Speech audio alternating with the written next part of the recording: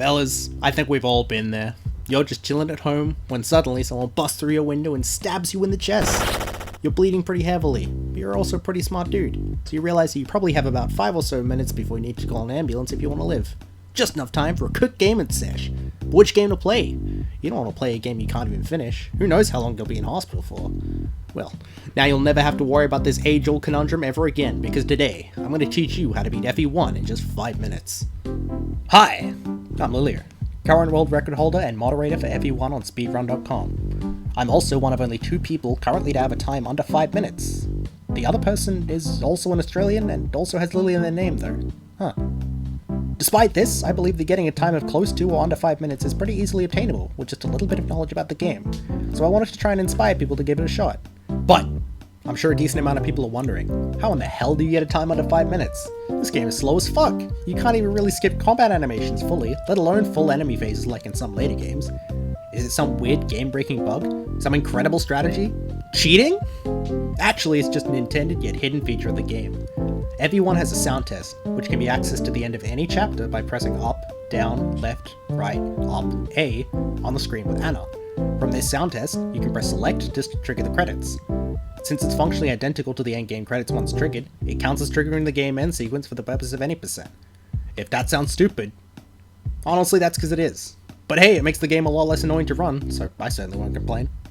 So with that out of the way, let's get into the demonstration proper. The strategy I'll be showing you is actually quite similar to the one I use in the world record, but adjusted a tiny bit to be significantly more reliable. I'll show some minor time saves afterwards, but don't worry about these at first. They save fractions of seconds at most, and literally are all lock based, so they don't really make any sense to be shown in a tutorial.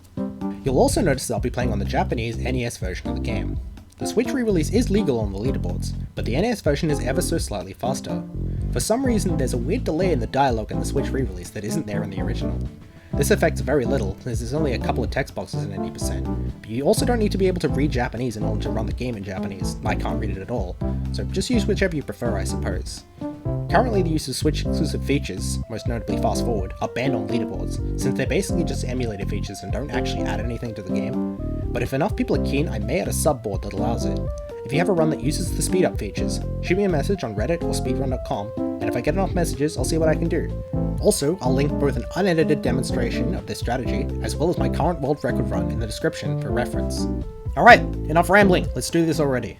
If you're recording on emulator, make sure you display the full emulator window with both top and bottom bars if they exist, like so. It looks a little less pretty, but it helps a lot in catching potential cheaters.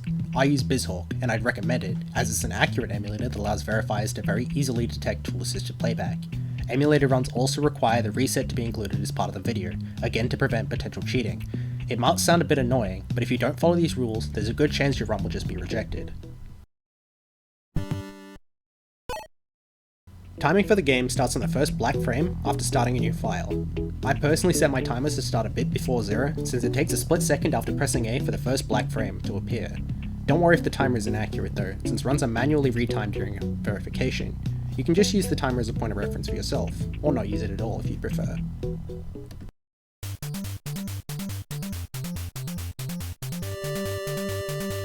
Hold A to advance through dialogue as fast as possible.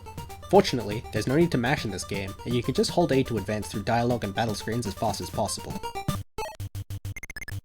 Firstly, move Abel, the cavalier your cursor starts on, to this spot near the forest. He'll be important on turn 2, and placing him here means Marth won't be attacked on turn 1.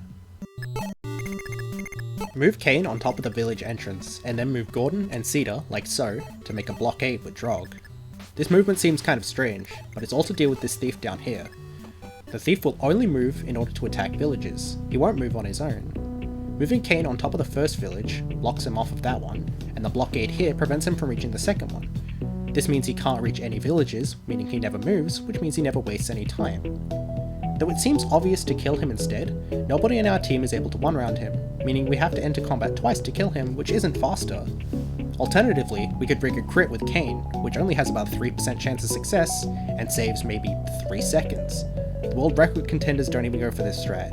It might sound like an easy world record, but seriously, don't bother. Trust me, just block him off. You'll thank me later. Next, move Marth one tile above the forest over here and move Jagen as far left as possible and have him equip his Silver Lance by selecting the top option, then the second option, then the top option. Next, turn off animations by selecting an unoccupied tile, moving to the second option from the bottom, select the second option, then off. Finally, end your turn by selecting the bottom option.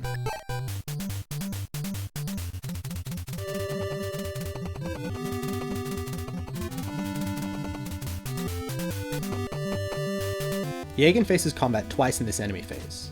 In a perfect world, he kills both of the enemies he faces, but there's a very real chance he fails to kill one or both. As long as he hits each enemy at least once though, the run can continue. Otherwise, that's a reset.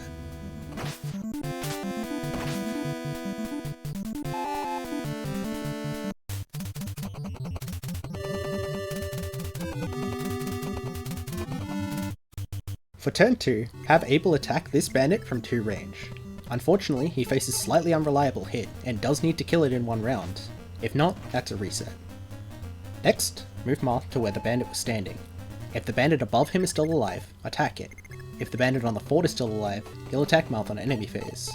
If both of them are dead though, you can toss Marth's rapier by selecting the first option, then the first option again, then the bottom option. This will be relevant later. Next, move Jagen all the way down here and attack this hunter with his iron sword, the second option. The Silver Lance lowers Jagen's speed too much for him to double, so he needs to use the sword to one round KO. After doing this, you can end your turn.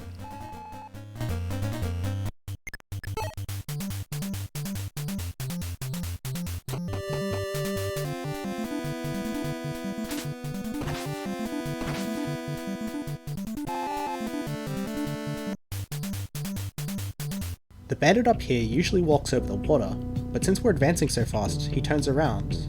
This is kind of annoying, but it doesn't seem faster to redirect him in any way, at least from what we've been testing. Also, as a result of him having his sword equipped, Jagen cannot run round the bandit that attacks him on this enemy phase. Keeping this bandit alive is still faster than leaving the hunter alive though, so we don't worry about it too much. On turn 3, first move Abel down into these forests. If we don't, he'll be attacked on turn 4. It doesn't matter if he's attacked or died, but it wastes time and that's bad. Move Jagen diagonally down and left and attack the bandit with the Silver Lance. If by some miracle you crit him on enemy phase, just equip the Silver Lance manually. Move Marth down to where Jagen used to be, and toss the rapier if you haven't already. Then end your turn.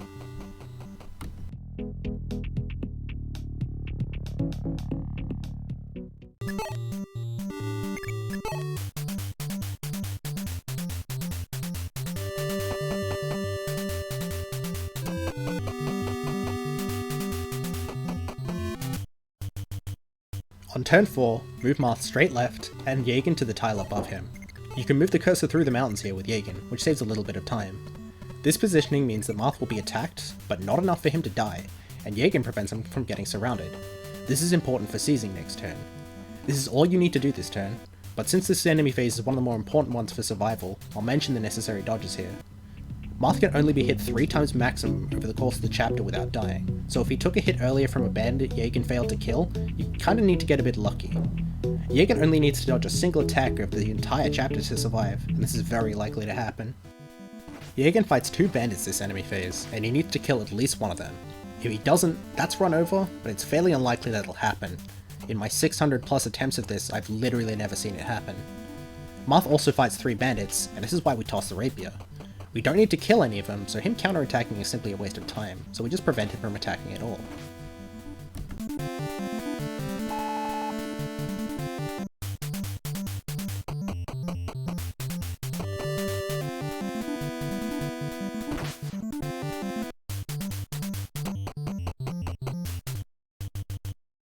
On turn 5, Jagen fights the boss. He has to kill him this turn, or it's run over. It's not too unlikely he succeeds, but on good pace it's kinda heartbreaking to lose to a miss right at the end. Ask any runner.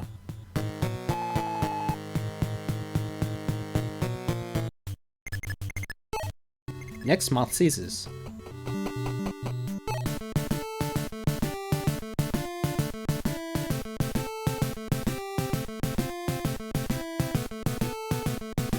Scroll through the text by holding A, then select the first option, then the second option. Once Anna stops talking, input up, down, left, right, up, A, select. But do note that if you mash through it, there's a good chance one of your inputs will drop. take it carefully. I have lost full seconds and world record pace runs to choking the final code. Timing ends on the first black frame after entering the code, and that's it. You've done it. Good job! So, that's the run. There are a couple of luck-based events, but it honestly shouldn't take more than a couple of attempts to get a good finished run. Once again, I've linked an unedited version of the demonstration of this strategy in the description for reference. It gets a 451, which leaves a pretty good buffer to get sub 5 minutes even if your execution isn't perfect. Before we go though, let's talk about some slightly more luck-based events that can occur to save a bit of time. These aren't skill-based at all, so you can't really get them on demand, but they can be good to recognize. Firstly, critical hits are slower than regular hits, unless they kill something in the first hit rather than the second, since it saves at least one attack from you, as well as potentially an enemy's counterattack if you were the one to initiate combat. Missing an attack is faster than hitting it, very slightly. This means that every time you dodge an attack, you save a little bit of time. It also means that if it's not necessary to kill an enemy, you'd rather miss them than hit them. This only really is noteworthy for the bandit Jägern faces on turn 3 enemy phase, since he has to attack it on turn 4 regardless, and the 2 bandits on turn 4 enemy phase. Notably, failing to kill at least one enemy prevents Jägern from leveling up a second time, saving a little bit of extra time. This is most useful on turn 4, since one of those enemies doesn't need to die anyway. You can choose to immediately drop Marth's Rapier on turn 1, rather than waiting to see if Jägern actually kills both the enemies he fights on turn 1 enemy phase. This is slightly faster than dropping it later, but it does require Jägern to actually kill both the enemies he faces on turn 1. This isn't super likely, so it will just kill a lot of your runs, so even though it does save time for Marth to not have to attack anyone, it's unnecessary luck for most players and can just be frustrating unless you're grinding for world record.